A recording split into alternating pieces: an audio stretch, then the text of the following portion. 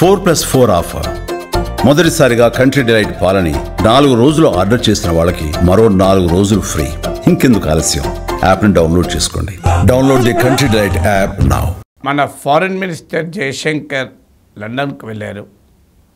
6 days యూకేలో, ఐర్లాండ్లో పర్యటిస్తున్నారు. ఇండియాతో trade deal కొరకు యునైటెడ్ కింగ్డమ్ ప్రయత్నిస్తోంది. ఈ సమయంలో జరగకూడని ఇన్సిడెంట్ ఒకటి జరిగింది. జయశంకర్ లండన్లో ఒక బ్రిటిష్ థింక్ ట్యాంక్ ఆర్గనైజ్ చేసిన మీటింగ్లో ప్రసంగించడానికి వెళ్ళారు. ఆయన గంటకు పైగా ఉపన్యాసం ఇచ్చారు. ఆయన లోపల బిల్డింగ్లో ఉపన్యాసం ఇస్తున్న సమయంలో ఆ మాటకొస్తే ఆయన ఆ బిల్డింగ్ దగ్గరికి చేరుకునే సమయంలోనే అక్కడ క్రౌడ్ గుమిగూడడం మొదలైంది. వీళ్ళు ఎవరంటే ఖలిస్తాన్ వాదులు. ఆ క్రౌడ్ గుమిగూడిన తర్వాత జయశంకర్ ఉపన్యాసం ఇచ్చి బయటికి రావడంతోనే ఖలిస్తానీ ప్రొటెస్టర్లు నిరసన తెలిపారు.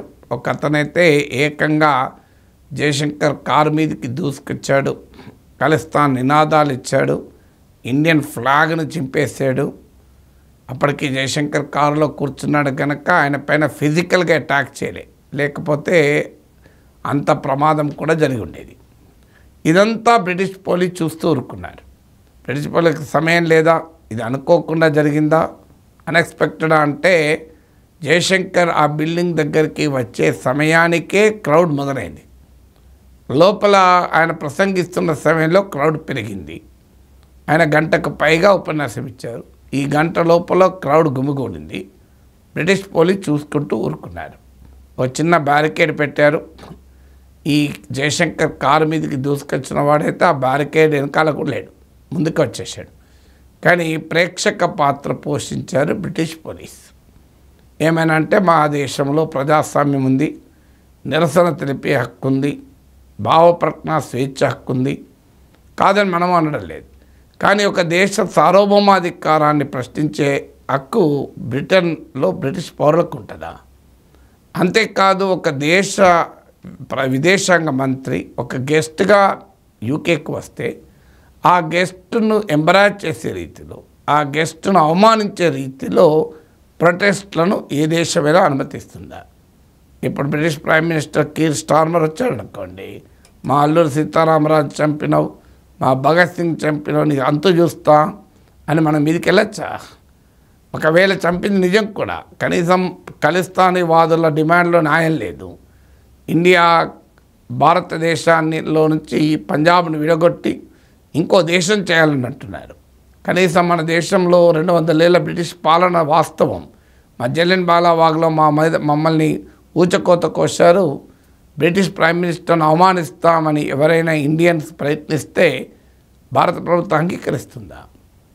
ఇండియాలో ఫారిన్ డిగ్నిటీస్ రాలేదా?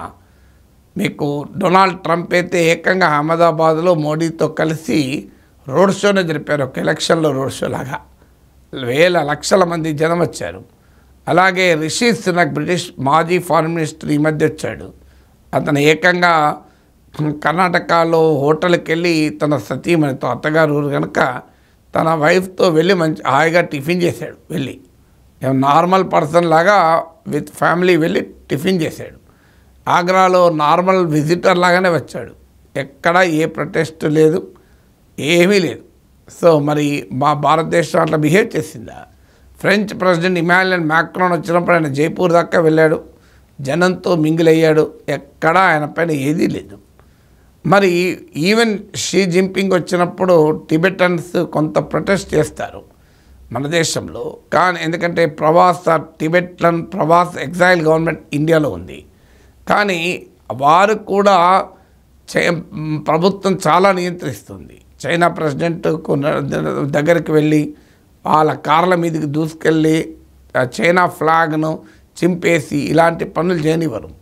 సో అందువల్ల ఒక ఫారిన్ డిగ్నిటరీ మీ కంట్రీకి వచ్చినప్పుడు మినిమం ప్రోటోకాల్స్ పాటించకూడదా? మీ ఫ్రీడమ్ ఆఫ్ స్పీచ్ కన్నా మా డిప్లొమాటిక్ రైట్స్ ఎక్కువ ఉండవా? ఒక స్వతంత్ర దేశం, ఒక సార్వభౌమాధికార దేశానికి చెందిన ఫారిన్ మినిస్టర్ వస్తున్నాడు. మళ్ళీ Jaishankar is a seasoned diplomat, ఇది నో న్యూసెన్స్ గాయ్. మీకు ఎప్పుడు కూడా ఇష్టం వచ్చినట్టుగా బాధ్యతారహితంగా టంగ్ ఇన్ చీక్గా ప్రొవకేటివ్గా మాట్లాడిన చరిత్ర జయశంకర్కి లేదు. చాలా సూటిగా చెప్తాడు, స్పష్టంగా చెప్తాడు, చాలా డీసెంట్గా చెప్తాడు. అసలు అందువల్ల పోనీ ఆయన ఏమన్నా ప్రొవోక్ చేశాడు మీ బ్రిటన్లో పౌరుల్ని అంటే అర్థం ఉంది. మరి ఇది కేవలం యాక్సిడెంటల్ ఇన్సిడెంట్ కాదు, దీనికి హిస్టరీ కూడా ఉంది. అనేక సందర్భాల్లో ఖలిస్తాన్ వాదులు బ్రిటన్లో ఇలాంటి నిరసనలు తెలిపారు. ఈవెన్ మన ఎంబసీ పైన అటాక్ కూడా చేసిన ఉదాహరణకు కూడా ఉంది. ఎంబసీ పైన వైలెన్స్ క్రియేట్ చేసిన ఉదాహరణలు కూడా ఉన్నాయి. సో చరిత్ర తెలిసినప్పుడు, ఇండియా ప్రొటెస్ట్ చేస్తుందని తెలిసినప్పుడు ఖలిస్తాన్ వాదులకు గంటన్నర పాటు ఆడ గుమిగూడటానికి అనుమతించి మన ఫారెన్ మినిస్టర్ వచ్చి కారు ఎక్కినాక ఆయన కారు మీదకి దూసుకెళ్లేంత వరకు ఎందుకు బ్రిటిష్ పోలీస్ అనుమతించింది? అఫ్కోర్స్ టైంకు కారు మీదకి వెళ్తుంటే సెక్యూరిటీ ఫోర్సెస్ లాగి పడేశారు, కానీ అక్కడ దాకా ఎందుకు ఎలో చేశారు, ఎందుకు పంపించలేకపోయారు అనే క్వశ్చన్. దీనికి కారణం ఏంటంటే ఖలిస్తాన్ వాదాన్ని ఇండియా ఎలా చూస్తుంది, బ్రిటిష్ ఎలా చూస్తుంది అన్నదే ఇక్కడ మౌలికం. ఎందుకంటే ఏదో కావాలని మన జయశంకర్ను అవమానించటానికో ఇండియాను ఇబ్బంది పెట్టడానికో బ్రిటిష్ ప్రభుత్వం అలా వ్యవహరించిందని చెప్పలేం. వాళ్ళ పర్సెప్షను మన పర్సెప్షన్ ఉన్న తేడా. మన దృష్టిలో ఖలిస్తాన్ వాదులు తీవ్రవాదులు, దేశద్రోహులు, దేశ వ్యతిరేక విచ్ఛిన్నకారులు. వాళ్ళు మనం వేర్పాటువాదులుగా, విచ్ఛిన్నకారులుగా చూస్తాం. కానీ అన్ఫార్చునేట్లీ యూకే వారిని విచ్ఛిన్నకారులుగా, వేర్పాటువాదులుగా చూడడం లేదు. వాళ్ళని ఒక ప్రెషర్ గ్రూప్ లాగా తమ డిమాండ్లను నెగ్గించుకునే ఒక ప్రెషర్ గ్రూప్గా మాత్రమే బ్రిటిష్ ప్రభుత్వం చూస్తుంది. ఎందుకంటే బ్రిటన్కైనా, అమెరికాకైనా, కెనడాకైనా మనకు టెర్రరిస్ట్, వాళ్ళకి టెర్రరిస్ట్ కాదు. వాళ్ళపైన అటాక్ చేసిన వాడే వాళ్ళకి టెర్రరిస్ట్. ఇది మీకు అమెరికాలో వరల్డ్ ట్రేడ్ సెంటర్ పైన దాడి జరిగేంత వరకు టెర్రరిజం గురించి ఎక్కడ మాట్లాడింది అమెరికా? నిన్న కాక మన అమెరికన్ కాంగ్రెస్లో ఉపన్యాసం ఇస్తూ ప్రైమ్ మినిస్టర్ పాకిస్తాన్ మాకు బాగా సహకరిస్తోంది, కౌంటర్ టెర్రరిజం ఆపరేషన్లో ప్రేజ్ చేశాడు. అసలు పాకిస్తానే ప్రపంచంలో టెర్రరిజాన్ని ప్రమోట్ చేసే కంట్రీ. ఆ కంట్రీ అట కౌంటర్ టెర్రరిజంలో అమెరికా సహకరిస్తుందట. ఇండియాపైకి హర్కతుల్ ముజాహిదీన్, జైష్ మహమ్మద్, లష్కరీ తోయిబా ఇలాంటి తీవ్రవాద సంస్థల్ని రోజు ప్రేరేపించే పాకిస్తాన్ అట కౌంటర్ టెర్రరిజంలో సహకరిస్తుందట. చూడండి అమెరికా డూప్లిసిటీ ఏ స్థాయిలో ఉంది. కారణం ఏంటి అంటే ఒక అమెరికా సోల్జర్స్ కాబూల్లో అమెరికా సోల్జర్స్ పైన దాడి చేసిన మహమ్మద్ షరీఫుల్లాను పాకిస్తాన్ అరెస్ట్ చేసి అమెరికాకు అప్పచెప్పడానికి సిద్ధపడింది. దాంతో పాకిస్తాన్ తీవ్రవాద వ్యతిరేకంలో పోరాటంలో సహకరిస్తుందట. చూడండి ఇండియాపైకి ఎంతమంది టెర్రరిస్టులను పంపించినా అమెరికాకు, ట్రంప్కు బాధ లేదు. తమ అమెరికన్ల పైన దాడి చేసిన వారిని పట్టిస్తే చాలు. ఇది అమెరికాకే కాదు, వెస్ట్ మొత్తానికి ఇదే పైత్యం. ఇప్పుడు కెనడాలో మనం చూసాం జస్టిన్ ట్రూడో ప్రభుత్వం. క్లియర్గా జస్టిన్ ట్రూడో ప్రభుత్వము ఖలిస్తాన్ వాదులకు అనుకూలంగా వ్యవహరించింది. ఆఖరికి ఖలిస్తాన్ కెనడాలో హత్యకు గురైతే ఇండియన్ హోమ్ మినిస్టర్ హత్య చేయించాడని చెప్పి భయంకరమైన ఆరోపణ చేసింది.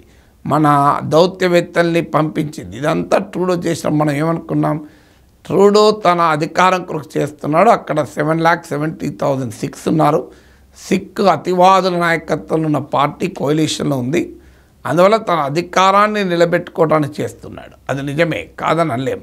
కానీ అదే సమయంలో ఈ వెస్టర్న్ కంట్రీస్కు, అది కెనడా కానీ, అమెరికా కానీ, ఇప్పుడు యూకే కానీ, వారు భావప్రజ్ఞా స్వేచ్ఛ పేరిట ఇండియా పైన భారత సమగ్రతను, ఇండియా ఇంటెగ్రిటీని, సావర్నిటీని క్వశ్చన్ చేసే హింసాకారవాదులకు, వైలెంట్ మాబ్స్కు ఆశ్రయిస్తున్నారు. వాళ్ళకి ఇప్పటికైనా అర్థం కావాలి, భస్మాసురుడు ఎప్పుడు కూడా నీ తలపైన చేయి పెడతాడు. ఇది కెనడాకి అర్థం కావాలి, బ్రిటన్కి అర్థం కావాలి.